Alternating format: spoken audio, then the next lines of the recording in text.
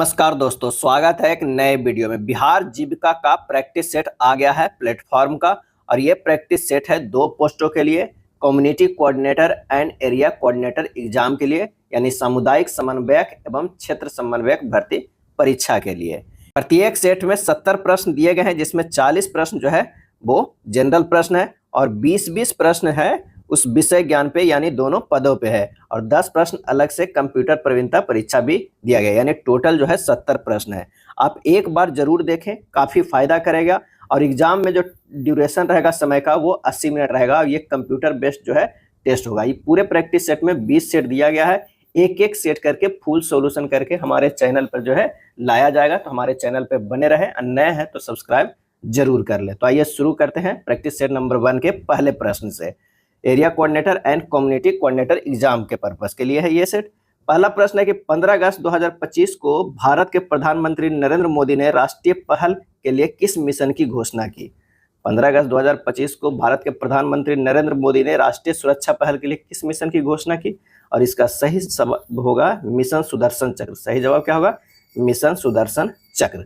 यह मिशन एक शक्तिशाली हथियार प्रणाली होगा जो शत्रु के हमले को न केवल रोक सकेगा बल्कि उनसे कई गुना अधिक प्रतिक्रिया भी देगा।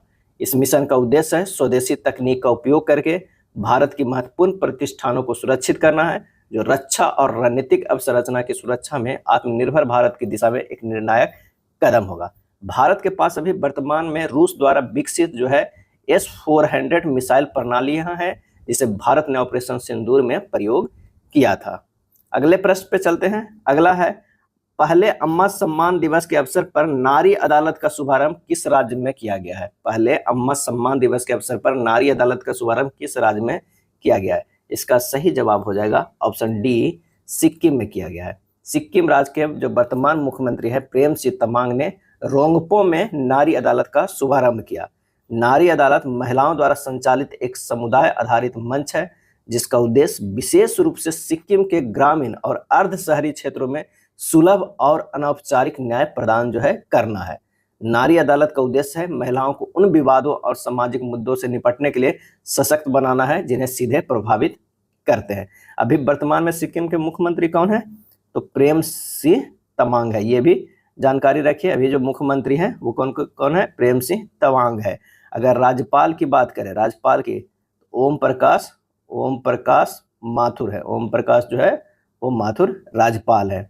और राजधानी सिक्किम का कहाँ है? तो राजधानी जो है वो गंगटोक है। क्या है? गंगटोक है। यह है सिक्किम के बारे में। चलिए अगले प्रश्न पे चलते हैं। ज्ञानपीठ पुरस्कार 2024 से किसे सम्मानित किया गया है? ज्ञानपीठ पुरस्कार 2024 से इसका सही जवाब हो जाएगा ऑप्शन बी, विनोद शुक्ला को सम्मानित किया गया है। वह छत्तीसगढ़ से पहले लेखक हैं जिन्हें यह सम्मान प्राप्त हुआ है। विनोद कुमार शुक्ल ज्ञानपीठ पुरस्कार प्राप्त करने वाले 12वें हिंदी साहित्यकार है। 12वें जो है वो हिंदी साहित्यकार है। हिंदी लेखिका सुरबाला को 34वां व्यास सम्मान 2024 में सम्मानित किया गया। इन्हें मिला था 34वां जो है व्यास सम्मान। क्या है? व्यास सम्मान मिला था। और कन्नड़ लेखिका बानू मुश्ताक को इस बार मैन बुकर पुरस्कार दिया गया। क्या है? मैन बुकर अंतर्राष्ट्रीय पुरस्कार 2025 दिया गया है बानू मुश्ताक को, ये भी ध्यान रखिएगा। भारत सरकार द्वारा PM-E-ड्राइव योजना को किस वर्ष तक बढ़ाया गया? भारत सरकार द्वारा PM-E-ड्राइव योजना को किस वर्ष तक बढ़ाया गया? और इसका सही जवाब हो जाएगा 2028 तक बढ़ाया गया। भारी उद्योग मंत्रालय ने PM-E-ड्राइव योजना का विस्तार किया है, जो इलेक्ट्रिक वाहन EV को अपनाने और इसके चार्जिंग से जुड़े बुनियादी ढांचे को गति देने का एक कार्यक्रम है। इसके E-ट्रैक, E-एम्बुलेंस, E-बसों और चार्जिंग बुनियादी ढांचे जैसा कुछ सेगमेंट के लिए 2 वर्ष की अवधि बढ़ा दी गई है। PM ड्राइव योजना की अवधि जो है 31 मार्च 2026 तक था, जिसे अब 31 मार्च 2028 तक कर दिया गया। PM-E-ड्राइव योजना को अक्टूबर 2024 में शुरू की गई थी। इस योजना का परिव्यय जो है 10,900 करोड़ रुपए था और इसका उद्देश्य था कि 24.8 लाख इलेक्ट्रिक दोपहिया वाहनों, 3,15,000 तिपहिया वाहनों, 5663 ट्रक, 14,028 बसों और 85,500 चार्जिंग स्टेशनों को सब्सिडी देना है। PM-E-ड्राइव का पूरा नाम है PM electric drive revolution in innovative vehicle enhancement योजना। अगला है, अपना घर पहल किस मंत्रालय द्वारा प्रारंभ की गई है? अपना घर पहल ये प्रारंभ किया गया है पेट्रोलियम और प्राकृतिक गैस मंत्रालय के द्वारा। यह इस पहल का उद्देश्य है कि देश भर में राजमार्गों पर ट्रक चालकों को सुरक्षित, आरामदायक और स्वच्छ विश्राम स्थल प्रदान करना है। यह पहल सार्वजनिक क्षेत्र की तेल विपणन कंपनियों के सहयोग से की जा रही है। क्या है? की जा रही है। यह ट्रक चालकों के लिए विश्राम अवसंरचना योजना है जो लंबी दूरी की यात्राओं के दौरान थकान, स्वच्छता और स्वास्थ्य संबंधी आवश्यकताओं को पूरा करने के लिए प्रारंभ किया गया है। नेक्स्ट प्रश्न है, खाली स्थान वस्त्र मंत्रालय के अंतर्गत आता या आती है? और इसका आंसर होगा समर्थ योजना जो है वो वस्त्र मंत्रालय के अंतर्गत आता है। समर्थ योजना कपड़ा मंत्रालय का एक मांग आधारित और प्लेसमेंट उन्मुख अम्ब्रेला स्किलिंग प्रोग्राम है। क्या है? प्रोग्राम है। समर्थ योजना को 2 वर्ष वित्त वर्ष 2024-25 से 2025-26 के लिए बढ़ा दिया गया है। नेक्स्ट है, 10 अगस्त 2025 को किस राज्य में पूर्वी भारत की पहली एसी लोकल ट्रेन की शुरू की गई है? 10 अगस्त 2025 को, तो यह है पश्चिम बंगाल में। 10 अगस्त 2025 को पश्चिम बंगाल में पूर्वी भारत की पहली एसी लोकल ट्रेन शुरू की गई है। पूर्वी भारत की पहली AC local train Sealdah Ranaghat मार्ग पर शुरू की गई है। इस लोकल एसी ट्रेन में कुल 12 बोगी हैं तथा इसने में 1126 यात्रियों के बैठने की जगह है। इस ट्रेन की गति 110 किलोमीटर जो है बराबर होगा। यह नई एसी ईएमयू ट्रेन राज्य के रेल नेटवर्क में क्रांतिकारी बदलाव जो है वो ला सकती है। यह ट्रेन पूर्वी रेलवे के सियालदाह मंडल को आवंटित की गई है। गांधी इरविन समझौते पर किस वर्ष हस्ताक्षर किए गए थे? गांधी इरविन समझौते पर सही जवाब होगा 1931 में। 5 मार्च 1931 को दिल्ली में एक समझौता हुआ। इस समझौते को गांधी इरविन समझौता कहते हैं या दिल्ली पैक्ट भी कभी कभी लिखा रहता है, दिल्ली पैक्ट कहा जाता है। सरोजिनी नायडू ने गांधी और इरविन को 2 महात्माओं का मिलन कहा था। 2 महात्माओं का मिलन कहा था। गांधी इरविन समझौते के तहत कांग्रेस को सविनय अवज्ञा आंदोलन जो है स्थगित करना पड़ा। यह समझौता मुख्य रूप से गोलमेज सम्मेलन में कांग्रेस की भागीदारी करने के लिए जो है वो हुआ था। समझौता के बाद ही कांग्रेस जो है द्वितीय गोलमेज सम्मेलन में भाग लेने के तैयार हुआ था और वो महात्मा गांधी भी दूसरे गोलमेज सम्मेलन में भाग लिए थे। क्या? भाग लिए थे। नेक्स्ट प्रश्न है कि अंग्रेजों ने अवध पर कब कब्जा कर लिया था? अंग्रेजों ने अवध पर कब कब्जा कर लिया था? इसका सही आंसर होगा 1856 ईस्वी में कब्जा कर लिया था। बाजिद अली शाह अवध का अंतिम नवाब था। बाजिद अली शाह जो है वो अवध का अंतिम नवाब था। इनके कार्यकाल में लॉर्ड डलहौजी ने 1854 ईस्वी में आउट्रम की रिपोर्ट के आधार पर कुशासन का आरोप लगाकर अवध को 1856 ईस्वी में अंग्रेजी साम्राज्य में मिला दिया। बाजिद अली शाह को नजरबंद कर कलकत्ता में रखा गया। बाजिद अली शाह का कब्र कलकत्ता स्थित जो है सिबैतनाबाद इमामबाड़ा में है। सिबैतनाबाद इमामबाड़ा में है। बाजिद अली शाह ठुमरी में निपुण था। अवध राज के संस्थापक कौन था? अगर ये पूछ लिया जाए तो शहादत खां है, जिसे बुरहान उल मुल्क भी कहा जाता था। अब कब स्थापना किया था? तो 1722 ईस्वी में। कौन? शहादत खां। क्या है? शहादत खां। अगला है 25वां संघाई सहयोग संगठन एससीओ सम्मेलन का आयोजन किस देश में किया जाएगा? 25वां संघाई सहयोग संगठन एससीओ सम्मेलन का आयोजन किस देश में किया जाएगा? और इसका आंसर हो जाएगा चीन में किया जाएगा। क्या है? चीन में किया जाएगा। एससीओ का गठन पूछ दे तो 15 जून 2001 में हुआ था। यह एक राजनीतिक, आर्थिक, अंतर्राष्ट्रीय सुरक्षा और रक्षा संगठन है। इसका जो अगर मुख्यालय पूछ ले तो वो बीजिंग में है। कहाँ है? तो वो बीजिंग चीन में है। बीजिंग चीन में है।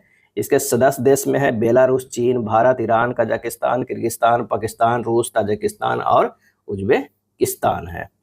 निम्नलिखित में से कौन सा संगठन भारत में निर्धनता रेखा का आकलन करने के प्रतिदर्श सर्वेक्षण कौन करता है? प्रतिवर्ष सर्वेक्षण कौन करता है? इसका सही आंसर हो जाएगा एनएसएसओ।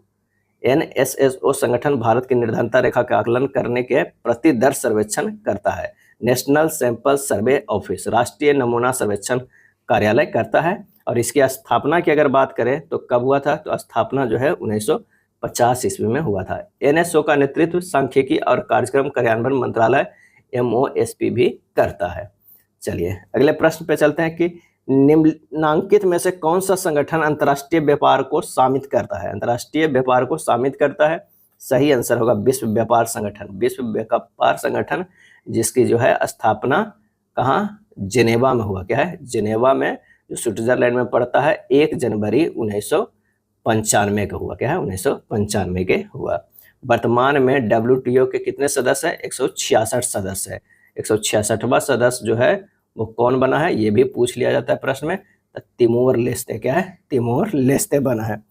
नेक्स्ट है, यदि किसी ध्वनि स्रोत की तीव्रता को 100 गुना बढ़ा दिया जाए तो डेसिबल स्तर में कितनी जो है वो वृद्धि होगी, कितनी वृद्धि होगी। तो ध्वनि स्तर को डेसिबल में परिवर्तित करने का सूत्र है डेल एल बराबर 10 log 10 I2 बाई I1, जहाँ I1 क्या है, प्रारंभिक तीव्रता है, I2 जो है अंतिम तीव्रता है।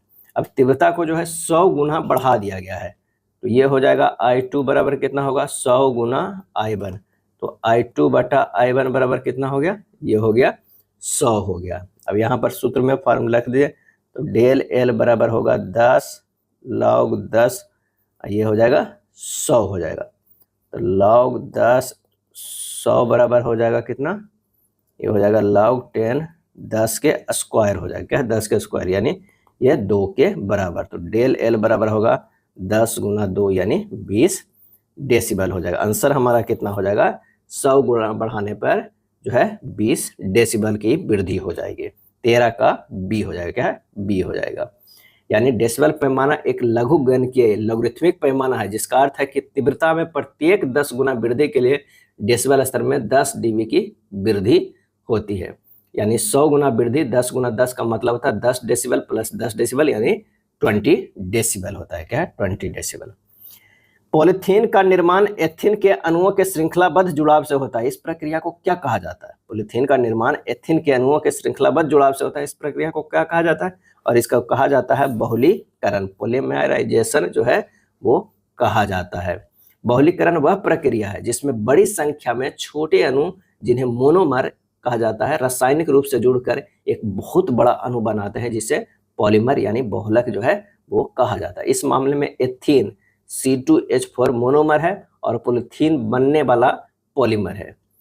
चलिए नेक्स्ट है CRISPR-Cas9 CRISPR-Cas9 तकनीक, जिसे हाल ही में चिकित्सा में नोबेल पुरस्कार मिला, का प्राथमिक अनुप्रयोग जो है वो क्या है, और वो है जीन एडिटिंग का, क्या है जीन एडिटिंग का है। CRISPR-Cas9 एक शक्तिशाली और सटीक जीन संपादन उपकरण है, जिसे आणविक कैंची मोलिकुलर जो है सीजर भी कहा जाता है। यह वैज्ञानिकों को जीवों को डीएनए में विशिष्ट स्थानों पर परिवर्तन करने, जैसे जीन को हटाने, जोड़ने या बदलने की अनुमति जो है वो देता है। क्रिस्पर्स मतलब जो डीएनए के एक विशिष्ट अनुक्रम को पहचानती है। Cas9 एक एंजाइम जो उस स्थान पर डीएनए को काटता है नामक 2 घटकों पर आधारित है ये तकनीक, क्या है ये तकनीक। चलिए अगले प्रश्न पे चलते हैं कि राष्ट्रमंडल खेल 2030 की मेजबानी के लिए किस देश को औपचारिक रूप से मंजूरी दी गई है, और मंजूरी वो दी गई है भारत को। किसे, भारत को। वर्ष 2010 में भी जो है नई दिल्ली में राष्ट्रमंडल खेल का आयोजन किया गया था। अब उसके 20 वर्ष बाद जो है 2030 में भारत में फिर से होगा राष्ट्रमंडल खेल। भारत के अलावा कनाडा, नाइजीरिया और 2 देशों ने इसे बहुखेल आयोजन की मेजबानी में रुचि दिखाई थी। राष्ट्रमंडल खेल 2030 का आयोजन कहाँ होगा, अहमदाबाद गुजरात में होने की जो है संभावना है। लेकिन ये 2026 में जो होने वाला है राष्ट्रमंडल खेल वो कहाँ होने वाला है, ये भी पूछ सकता है प्रश्न में। तो ये ग्लासगो स्कॉटलैंड में, क्या है स्कॉटलैंड में होगा। पहले ये जो है वो ऑस्ट्रेलिया में होने वाला था, लेकिन वहाँ मना करने के बाद जो है ये ग्लासगो स्कॉटलैंड में होगा 2026 में, और 2030 में जो है वो कहाँ होगा, भारत में होगा। इससे पहले जो है 2010 में हुआ था भारत में। वर्तमान में राष्ट्रमंडल खेल के निदेशक डैरेन हॉल है, क्या है डैरेन हॉल है। शतरंज के वर्गाकार खानों को क्षैतिज पंक्तियों को क्या कहा जाता है, वर्गाकार खानों के क्षैतिज पंक्तियों को क्या कहा जाता है, तो रैक कहा जाता है, क्या है रैक कहा जाता है। और इसमें कितने वर्ग बने होते हैं, तो 64 वर्ग होते हैं। ये भी प्रश्न कई बार पूछा है। 64 वर्ग होते हैं, 8 ऊर्ध्वाधर होते हैं और 8 जो है वो क्षैतिज पंक्तियां बनी होती है। शतरंज खेल के प्रमुख शब्दावली है बिशप, गैम्बिट, चेकमेट, पान, ग्रैंड मास्टर, नाइट, रैंक आदि। नेक्स्ट है, निम्नलिखित तालिका में मुंबई, राजस्थान, उत्तर प्रदेश और उत्तराखंड स्टॉक एक्सचेंजों के क्रय विक्रय के लिए शेयरों को जो है दर्शाता है। जम्बूजा सीमेंट के लिए शेयर की उच्च दर और निम्न दर का अनुपात किस स्टॉक एक्सचेंज में अधिकतम है, ये हमें बताना है। तो मुंबई का 150/155 है, 120/125 है, 160/135 है, 145/170 है। अगर देखा जाए तो ये हमारा जो हो जाएगा 0.967 आएगा। अगर इसका देखते हैं 0.96 आ गया, 160/135 होगा 1.18, और ये जो हो जाएगा 0.852। तो आंसर हमारा जो आ जाएगा वो कितना आ जाएगा, सबसे ज़्यादा बी का, राजस्थान का, इसका राजस्थान का होगा। अगला प्रश्न है कि एक शहर की जनसंख्या में प्रति वर्ष 20% की वृद्धि होती है। यदि उसकी वर्तमान जनसंख्या 80 लाख है तो 3 वर्ष पहले यानी पूर्व की और 2 वर्ष पूर्व की जनसंख्या के बीच का अंतर क्या हो जाएगा। तो ये वर्तमान 80 लाख दिया हुआ, प्रति वर्ष 20% वृद्धि है, तो 2 वर्ष के पहले निकाले, 2 वर्ष पूर्व जनसंख्या कितना था, तो ये हो जाएगा 80 पे कितना 5 शून्य गुना 100/120 गुना 100/120, क्योंकि 20% की वृद्धि हर एक साल हो रहा है। तो ये हमारा आ जाएगा, काट पीट कीजिएगा, 5 5 5 5 पे जो है इतना आ जाएगा और 0.55 आ जाएगा। अब कह रहा है 3 वर्ष पूर्व, 3 वर्ष जो है पूर्व जनसंख्या कितना था, तो 2 वर्ष पूर्व निकाले, अब 3 वर्ष पूर्व निकाले, तो बस क्या करना, 80 पर जो है ये 5 शून्य को फिर से गुना कर देना 100/120 गुना 100/120, ये 2 साल के लिए किए थे, 1 साल के लिए और कर देते हो तो 3 साल के हो जाएगा। जब इसे कैलकुलेट कीजिएगा तो ये होगा 4629629.62 होगा। अंतर कर लीजिएगा दोनों में तो ये हमारा आ जाएगा 925925.93, इतना का अंतर होगा। आंसर हमारा जो है वो डी होगा। क्या है, डी होगा। एक व्यक्ति ने 11,520 में 2 भैंसें खरीदी, 11,520 में 2 भैंसें खरीदी, एक भैंस को 15% की हानि पर बेचा, दूसरी भैंस को 19% के लाभ पर बेचा। यदि दोनों भैंसों का भी क्रय मूल्य बराबर है तो पहली भैंस का क्रय मूल्य जो है ज्ञात करना है। माना कि पहली भैंस का जो है क्रय मूल्य कितना है, तो ए है, दूसरी का कितना हो जाएगा, तो ये है बी होगा। अब ए गुना 100 माइनस 15/100 बराबर बी गुना 100 प्लस 19/100, एक को 19% लाभ पर, एक को 15% की हानि पर, दोनों का विक्रय मूल्य जो है बराबर है, तो यहाँ हम बराबर कर दिए हैं। अब इससे कैलकुलेट किए तो 85 ए बराबर 119 बी निकल गया, ए अनुपात बी बराबर निकल गया 119:85, क्या है 85 निकल गया।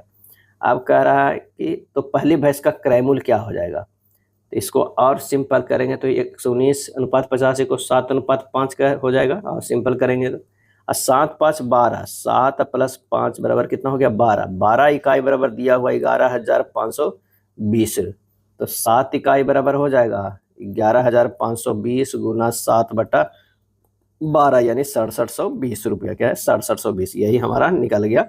आंसर हमारा हो जाएगा पहली भैंस का कितना 6720 रुपया, बी हो जाएगा। 2 स्टेशनों ए और बी के बीच की दूरी 800 किलोमीटर है। एक ट्रेन ए से बी तक की दूरी 90 किलोमीटर पर घंटा की चाल से तय करता है और 65 किलोमीटर पर घंटा की एक समान चाल से ए पर वापस आती है। पूरी यात्रा के दौरान ट्रेन की औसत चाल जो है वो कितना हो जाएगा। औसत चाल बराबर जो होता है 2x/x प्लस y, यानी 2 × 90 × 65/90 प्लस 65, ये हो जाएगा कितना 75.78% हो जाएगा। इसे आप कैलकुलेट कीजिएगा, 75 कितना हो जाएगा 48, आंसर बी हो जाएगा। चलिए, दी गई तालिका को अध्ययन करें और निम्नलिखित प्रश्न का उत्तर दें कि तालिका में 1989 से 1994 तक की एक कंपनी द्वारा 5 विभिन्न प्रकार की कारों के उत्पादन को दर्शाया गया है।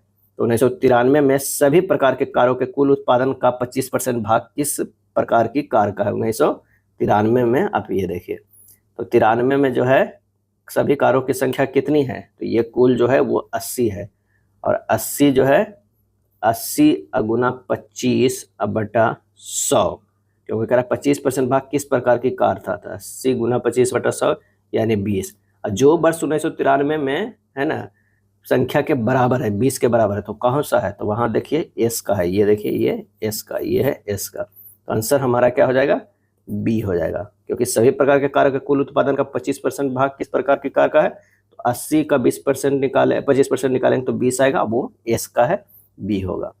यदि 18:24 समानुपात 24:22 है तो बाई का मान क्या हो जाएगा, यानी 18/24 बराबर 24/22 है, तो यहाँ से 22 निकल जाएगा, 24 गुना 24/18 कैलकुलेट कीजिए 32 आ जाएगा, क्या है 32 है। ऐसे प्रश्न काफ़ी आसान होता है और इसे गलती करके नहीं आइएगा। यदि ब्याज वार्षिक रूप से संयोजित होता है तो चक्रवृद्धि ब्याज की एक निश्चित दर पर कोई धनराशि 12 वर्षों में स्वयं की दुगनी हो जाती है। कितने वर्षों में यह स्वयं की 8 गुनी हो जाएगी। अब सूत्र से जो है N2 T1 बराबर होता है N1 T2 होता है। यहाँ से देखिए 8/12 कह रहा है कि चक्रवृद्धि ब्याज की निश्चित दर पर कोई राशि 12 वर्षों में स्वयं की दुगनी होती है, तो यानी ये हो जाएगा 2 के पावर T2। तो कितने वर्षों में स्वयं की 8 गुनी हो जाएगी, तो ये हो जाएगा 2 के पावर 3 के पावर इसे 12 लिख सकते हैं, ये 2 के पावर T2 लिख सकते हैं। ये हो गया 2 के पावर 36 बराबर 2 के पावर T2 क्या है T2। यहाँ से जो है T2 बराबर क्या हो जाएगा 36 हो जाएगा, यानी समय जो हमारा आएगा वो 36 हो जाएगा, क्या है 36 हो जाएगा। 12 वर्षों में स्वयं की दुगनी हो जाती है, तो कितना हो जाएगा, ये है 36 वर्ष में जो है वो 8 गुना हो जाएगा, कितना गुना हो जाएगा।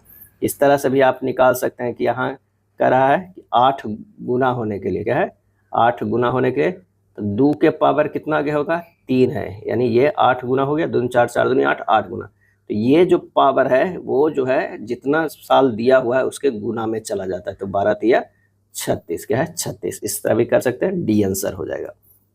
25 नंबर प्रश्न है कि सुनील और गोपाल एक व्यवसाय में साझेदार हैं। सुनील 20,000 रुपये का 9 महीने के लिए और गोपाल 30,000 रुपये 12 महीने के लिए निवेश करता है। 60,000 रुपये की कुल लाभ में सुनील का हिस्सा जो है वो क्या है, तो यानी यहाँ पर कह रहा है कि सुनील और गोपाल जो है वो लगा रहे हैं पैसा, तो लाभ हमें निकालना है। ये 20,000 जो है 9 महीने के लिए, ये 30,000 जो है वो 12 महीने के, यानी 2 गुना 9 अनुपात 3 गुना 12 हो गया, यानी 1 अनुपात जो है 9 दूनी 18 12 36, यानी 1 अनुपात जो है ये 2 हो गया। अब सुनील का हिस्सा, सुनील का लाभ मतलब का हिस्सा, तो 60,000 कितना है 60,000 गुना 1/3, क्योंकि 60,000 रुपये का कुल लाभ हो रहा है तो 1/3 हो जाएगा। सुनील का एक ही हिस्सा है ना, यहाँ 1 है, टोटल कितना है 3 से भागा दे दीजिए, आंसर हो जाएगा 20,000। ऑप्शन कौन सा सही हो जाएगा, डी हो जाएगा। 16, 25, 13, 26 और 15 का औसत के है, तो √2 के प्लस 11 का जो है वो मान हमारा क्या हो जाएगा, तो औसत है 16 प्लस 25 प्लस 13 प्लस 26 प्लस 15 बटा कितना है 5 है, यानी इतना, और औसत उसको करा के है, तो यानी के बराबर है, तो के बराबर हो गया 95/5 यानी 19 हो गया। मान रख दीजिए 2 के प्लस 11 अंडर रूट में, तो ये हो जाएगा √2 गुना 19 प्लस 11, ये हो 19 दूनी 38 11 कितना हो गया 49, यानी 7 के बराबर। ऑप्शन जो है डी हो जाएगा। चलिए अगला प्रश्न फिर से पाई चार्ट का, या ऐसे प्रश्न जो है काफ़ी आसान होता है और ऐसे प्रश्न को आप गलती एग्जाम में नहीं करके आना है। यदि 300 खिलाड़ियों द्वारा जो है 5 अलग अलग खेलों का चयन किया गया, तो कितने खिलाड़ियों को बॉक्सिंग का चयन किया गया है। बॉक्सिंग की अगर हम बात करते हैं तो ये हमारा ये जो है बॉक्सिंग का है, और ये जो है इसमें बॉक्सिंग का ये परसेंटेज दिया हुआ नहीं है।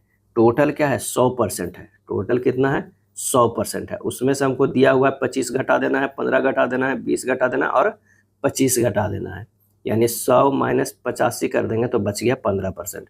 अब 15% हमारा बॉक्सिंग का आ गया 15%।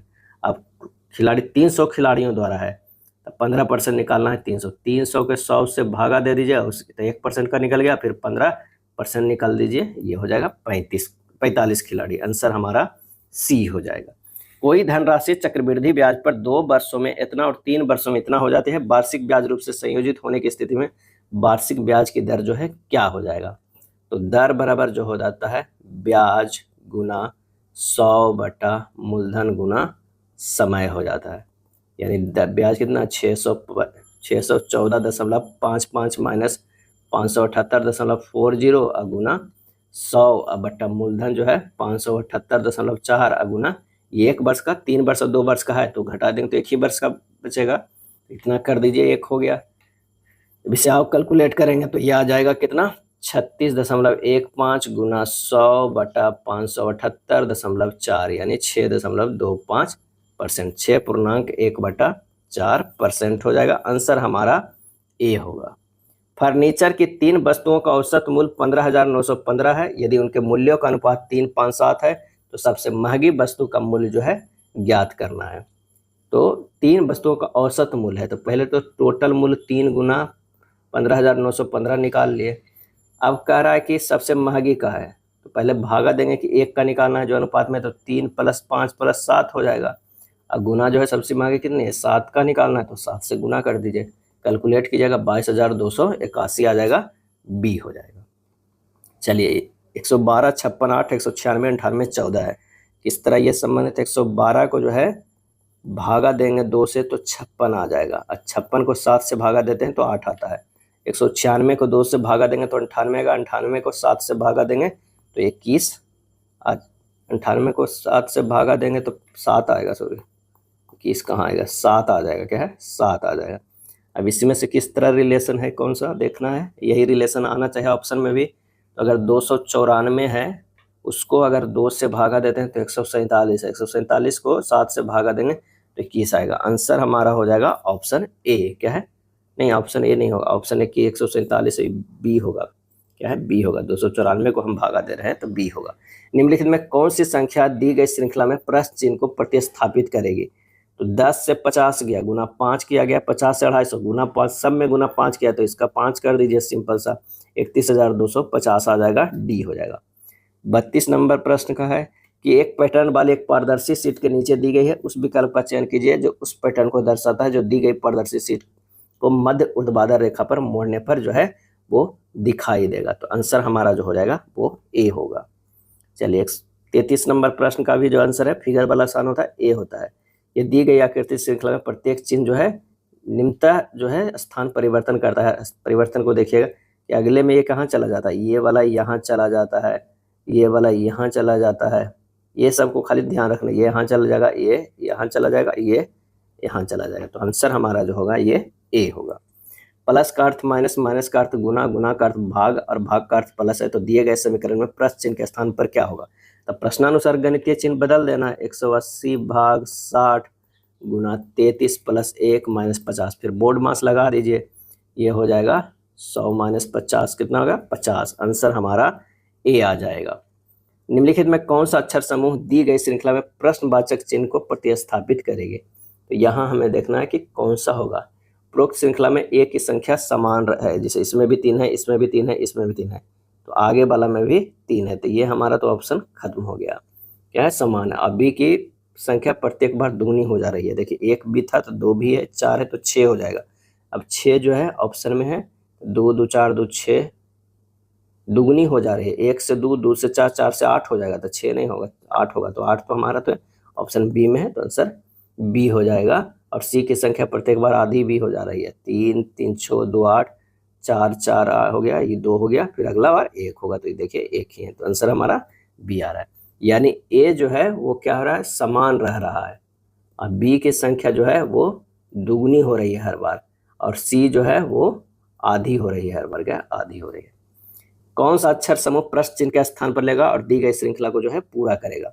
तो टी से बाई गया है, ये क्या गया है +5 किया गया है, बाई से भी +5 करेंगे तो हमारे पास डी होगा, और डी से +5 करेंगे तो आई होगा, आई से +5 जो करेंगे तो एन होगा, यानी +5 का सीरीज चला इसमें। तो एन का +5 तो इधर नहीं करना, हमें यही निकालना था बीच वाला।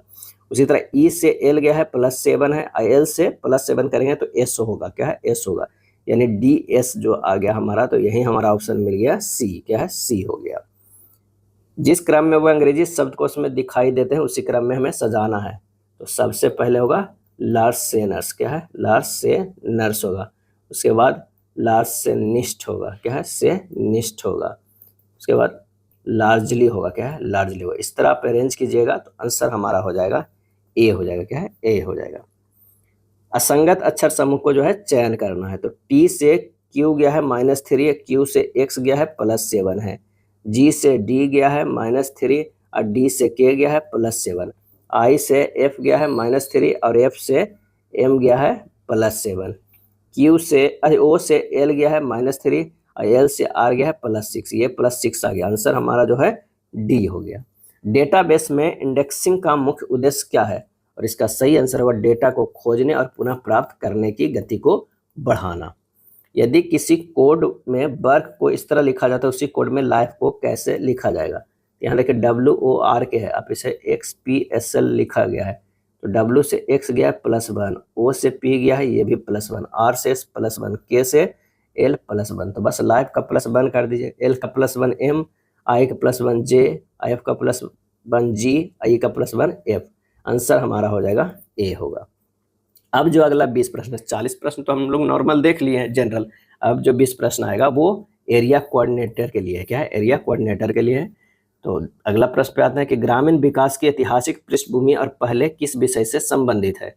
सही आंसर हो जाएगा ग्रामीण अर्थव्यवस्था की विशेषताएं पर भी, पंचायती राज संस्थान उनकी भूमिका पर भी, और ग्रामीण विकास की अवधारणा और परिभाषा पे। उपरोक्त में से जो है वो सभी हो जाएगा।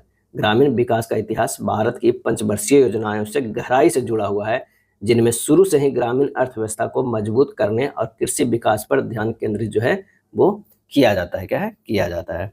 चलिए अगले प्रश्न पे आता है कि कौन सी अधिनियम जो है ग्रामीण क्षेत्रों में रोजगार की गारंटी देता है। रोजगार की गारंटी देता है। इसका सही आंसर जो हो जाएगा वो है मनरेगा, महात्मा गांधी राष्ट्रीय ग्रामीण रोजगार गारंटी अधिनियम। इस अधिनियम को जो है 2005 में पारित किया गया। 2005 में पारित किया गया।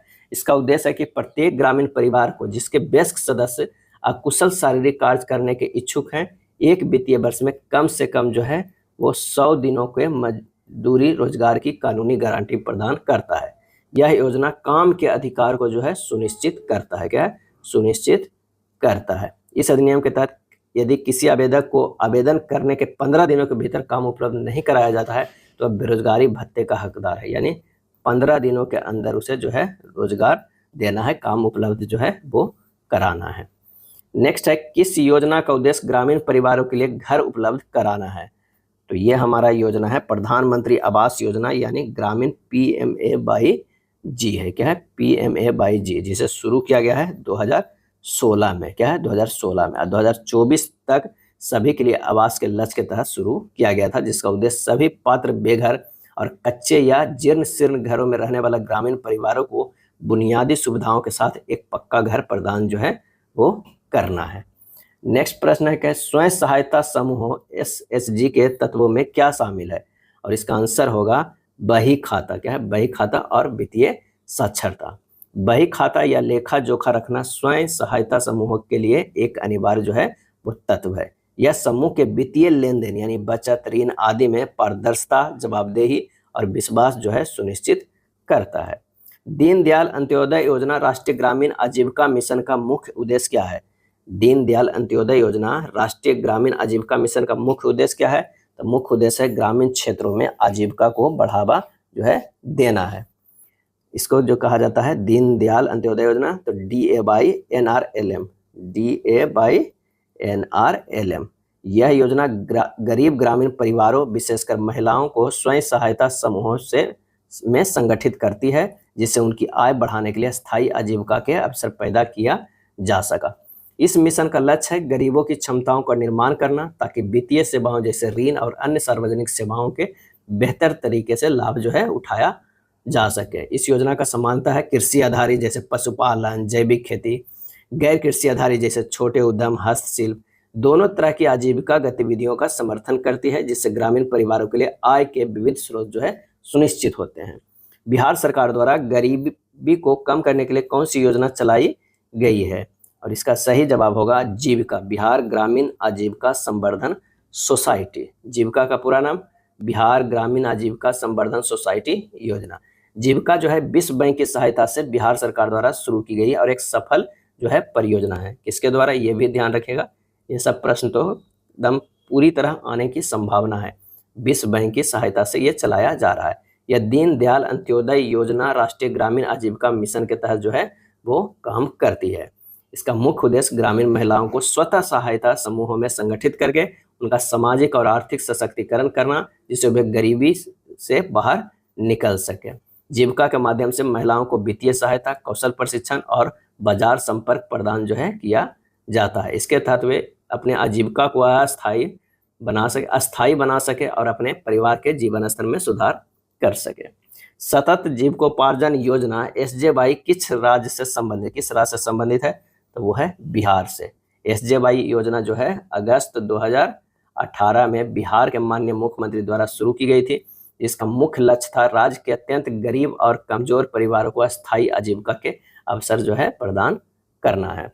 कौन सी योजना युवाओं को कौशल विकास प्रशिक्षण प्रदान करती है, और वो योजना क्या है, कुशल युवा कार्यक्रम KYP कार्यक्रम बिहार सरकार ने 7 निश्चय क्या है, 7 निश्चय कार्यक्रम की एक महत्वपूर्ण हिस्सा है, जिसे बिहार कौशल विकास मिशन BSDM द्वारा जो है वो चलाया जाता है। इसका उद्देश्य है कि 15 से 28 वर्ष के युवाओं को संवाद कौशल, बुनियादी कंप्यूटर साक्षरता और व्यवहार कौशल में प्रशिक्षित जो है वो करना है। अगर ये सब एग्जाम देने जा रहे हैं तो 7 निश्चय पार्ट 1 और पार्ट 2 को अच्छे से जो है वो पढ़कर जाइएगा। काफ़ी प्रश्न जो है उसे देखने को मिल सकता है। किस योजना का उद्देश्य ग्रामीण उद्यमियों को सहायता प्रदान करना है? और इसका आंसर होगा मुख्यमंत्री उद्यमी योजना। मुख्यमंत्री उद्यमी योजना, यह योजना बिहार सरकार द्वारा युवाओं और महिलाओं, विशेषकर अनुसूचित जाति, अनुसूचित जनजाति, अति पिछड़ा वर्ग के बीच उद्यमिता को बढ़ावा देने के लिए जो है शुरू की गई है। इस योजना के तहत नया उद्योग स्थापित करने के लिए अधिकतम जो है वो 10 लाख रुपए तक की वित्तीय सहायता प्रदान की जाती है। पेंशन और अन्य वित्तीय सहायता से संबंधित कौन सा कार्यक्रम है? सही जवाब हो जाएगा ऑप्शन बी, राष्ट्रीय सामाजिक सहायता कार्यक्रम। राष्ट्रीय सामाजिक सहायता कार्यक्रम यह केंद्र सरकार द्वारा प्रायोजित एक सामाजिक सुरक्षा कार्यक्रम है। इसका उद्देश्य है कि बुजुर्गों, विधवाओं, विकलांग व्यक्तियों जैसे कमजोर वर्गों के वित्तीय सहायता जो है प्रदान करना है। स्वयं सहायता समूहों के लिए बही खाता के तत्वों में क्या शामिल है? और इसका आंसर होगा cash book, ledger, meeting registered. Cash book यानी रोकड़ बही भी कहा जाता है, लेजर मतलब खाता बही, मीटिंग रजिस्टर माने कार्यवाही पुस्तिका। पंचायती राज संस्थानों का क्या कार्य है? सही जवाब होगा विकास में उनकी भूमिका। 73वें संवैधानिक जो है संशोधन अधिनियम 1992 के माध्यम से इन्हें संवैधानिक दर्जा दिया गया, जिसका उद्देश्य है जमीनी स्तर पर लोकतंत्र को मजबूत करना और विकास कार्यों में स्थानीय लोगों को भागीदारी जो है वो क्या करना, सुनिश्चित करना है। चलिए अगले प्रश्न पे चलते हैं कि सहकारी समितियों का महत्व किस लिए है? सरकारी समितियों का महत्व किस लिए है? और इसका आंसर होगा ग्रामीण विकास में उनकी भूमिका। क्या है? ग्रामीण विकास में उनकी भूमिका। सहकारी समितियां एक सबके लिए, सब एक के लिए के सिद्धांत पे काम करती है। ध्यान रखिएगा, एक सबके लिए और सब जो है वो एक के लिए सिद्धांत पे कार्य करते हैं। अपने सदस्यों के आर्थिक हितों को बढ़ावा देने के लिए एक स्वैच्छिक संगठन के रूप में जो है वो कार्य करती है। किसानों को वित्तीय सहायता प्रदान करने वाली योजना कौन सी है? और वो योजना है राष्ट्रीय कृषि विकास योजना। अब PM किसान जो है क्या है? PM किसान है। प्रधानमंत्री किसान सम्मान निधि है, PM किसान है, वो राष्ट्रीय कृषि विकास योजना। आंसर हमारा हो जाएगा दोनों, A और B दोनों हो जाएगा। PM किसान समानता एक प्रत्यक्ष आय सहायता योजना है। इसके तहत जो है प्रत्येक किसान परिवारों को जो पात्र हैं वो 6,000 का सालाना वित्तीय सहायता 3 किस्तों में उनके बैंक के खातों में दी जाती है। 2-2 हज़ार करके, क्या है? 2-2 हज़ार के 3 किस्तों में ये दिया जाता है। राष्ट्रीय कृषि विकास योजना जो है RKVY समानता यह योजना राज्यों को कृषि और संबद्ध क्षेत्रों में सार्वजनिक निवेश बढ़ाने के लिए वित्तीय सहायता और लचीलापन प्रदान करती है। इसका लाभ अंततः किसानों को बेहतर बुनियादी ढांचे और प्रौद्योगिकी के रूप में जो है वो मिलता है।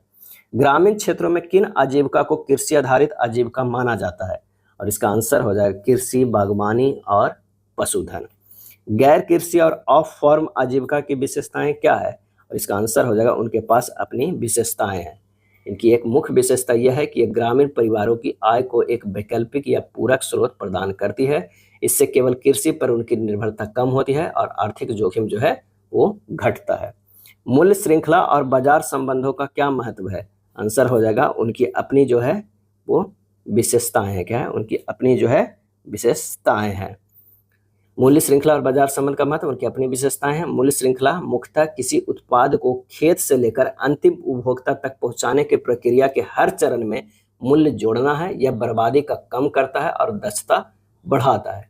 बाजार संबंध मुख्यतः ग्रामीण उत्पादकों यानी किसानों, कारीगरों को सीधे बाजारों से जोड़ना है, जिससे बिचौलियों की भूमिका कम होती है और उत्पादकों को उनकी उपज का बेहतर जो है वो मूल्य मिलता है। ग्रामीण क्या है? ग्रामीण अर्थव्यवस्था की विशेषताएं क्या है? और इसका आंसर होगा उनकी अपनी विशेषताएं हैं। इसके सबसे प्रमुख विशेषता कृषि पर अत्यधिक निर्भरता है, जहां अधिकांश आबादी अपनी आजीविका के लिए प्रत्यक्ष या अप्रत्यक्ष रूप से कृषि और संबद्ध गतिविधियों पर निर्भर करती है।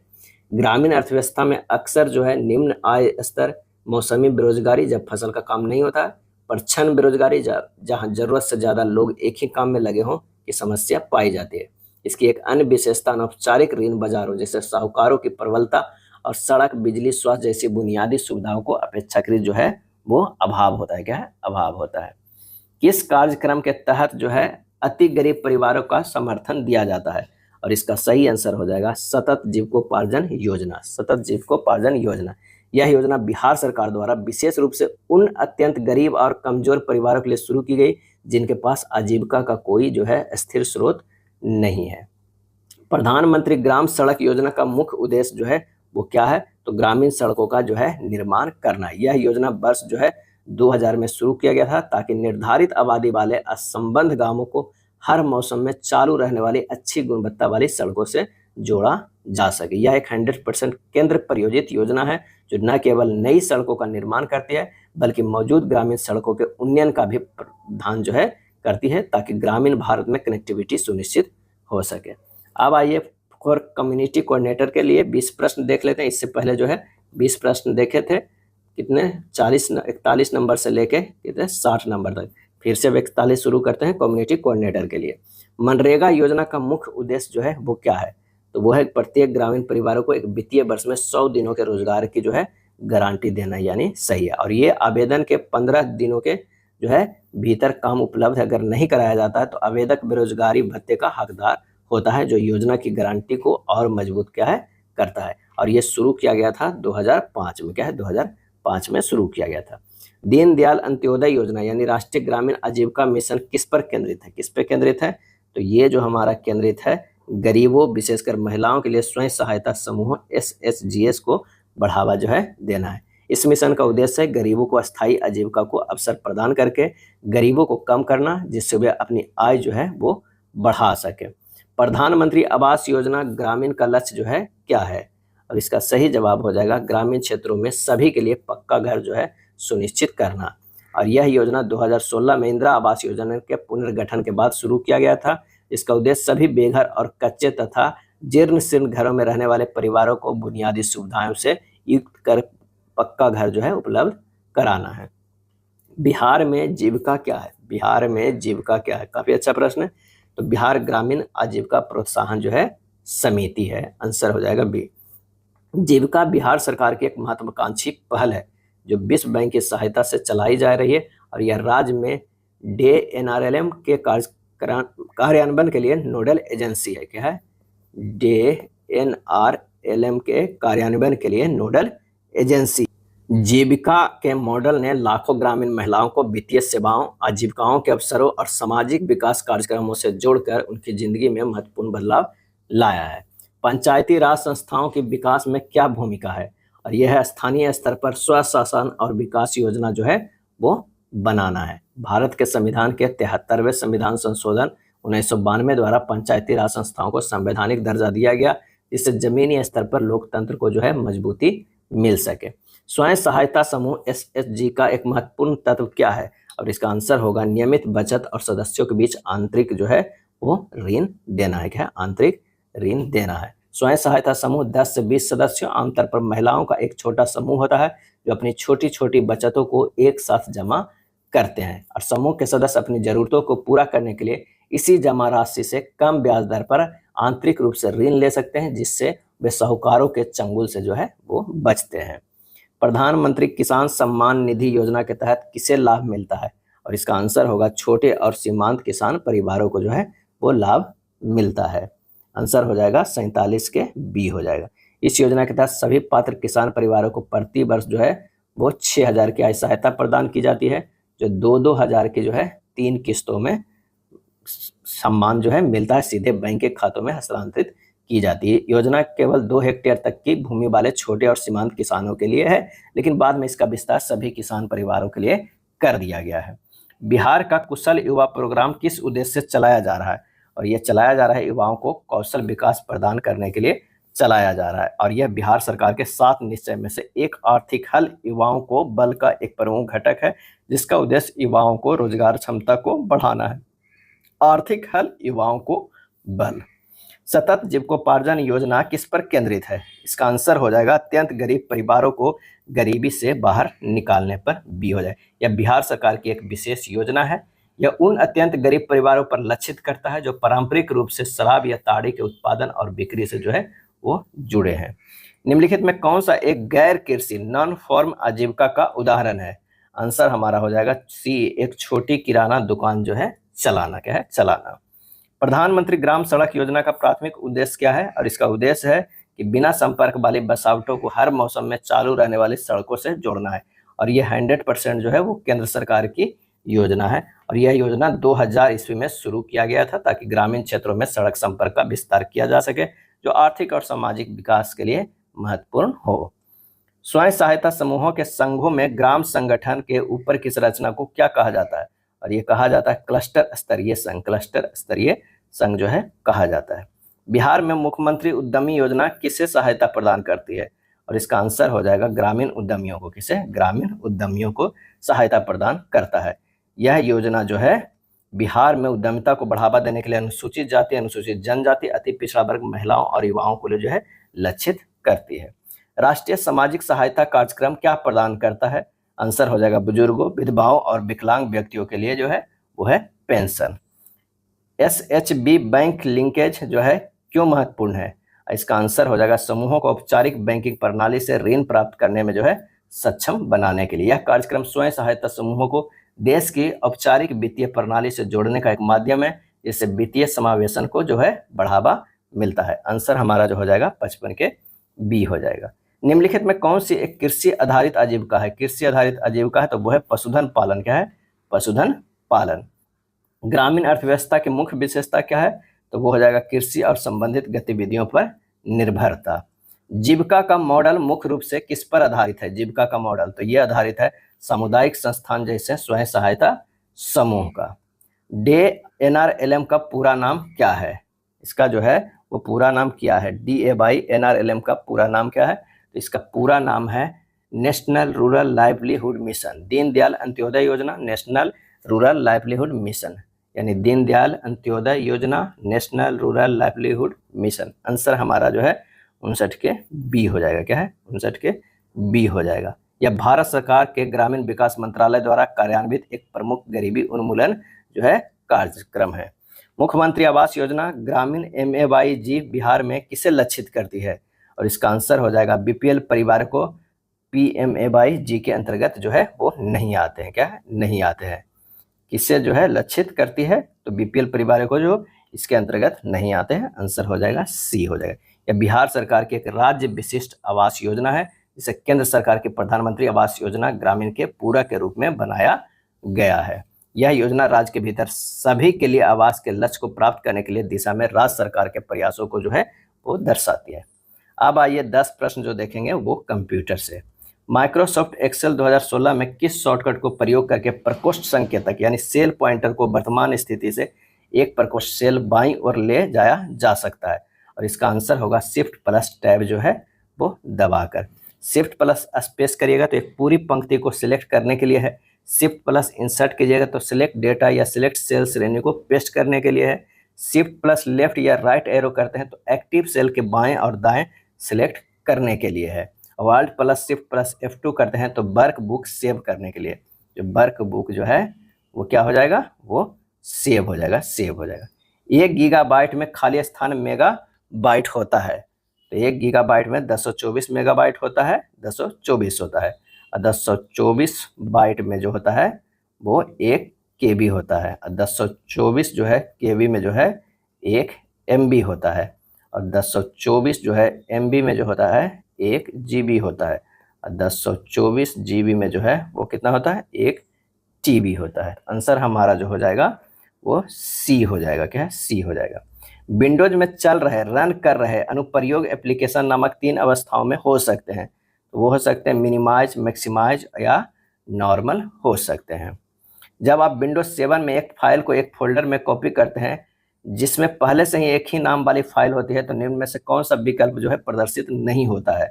और ये हो जाएगा नए फोल्डर में कॉपी करें, कॉपी टू न्यू फोल्डर, ये प्रदर्शित जो है वो नहीं होगा। कॉपी एंड रिप्लेस होगा, डू नॉट कॉपी होगा, copy but keep both files ये होगा। तो आंसर हमारा जो हो जाएगा कौन सा विकल्प प्रदर्शित नहीं होगा? तो डी होगा। निम्नलिखित में कौन एक ऑपरेटिंग सिस्टम का सबसे अच्छा जो है वो वर्णन करता है? तो कंप्यूटर यूजर और हार्डवेयर के बीच जो है इंटरफेस यानी डी हो जाएगा। क्या है? डी होगा। सुपर कंप्यूटर की गति का मापन समानता नामक इकाई से होता है और इसका आंसर हो जाएगा फ्लॉप से होता है। किससे होता है? फ्लॉप से होता है, यानी फ्लोटिंग पॉइंट ऑपरेशन पर सेकेंड होता है। MIPS का पूरा नाम मिलियन ऑफ इंस्ट्रक्शन पर सेकेंड, लेकिन जो है फ्लॉप्स नामक इकाई से होता है इसकी कंप्यूटर की गति का मापन।